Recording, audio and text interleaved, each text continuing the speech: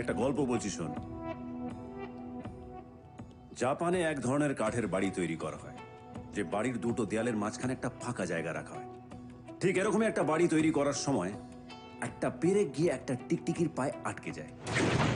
5 বছর পর সারাই করার জন্য যখন ওই দেয়ালটা খোলা হয়, তখন দেখা যায় যে ওই টিকটিকি ওখানে ওইভাবেই বেঁচে আছে। 5 বছর ধরে?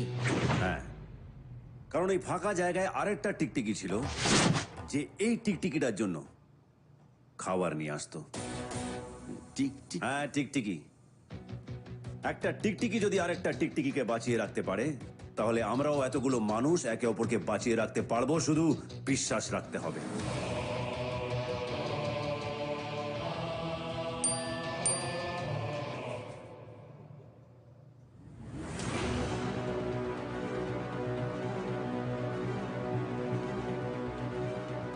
সূর্য ফাউন্ডেশন হবে, আর বন্দুক ছাড়াই হবে।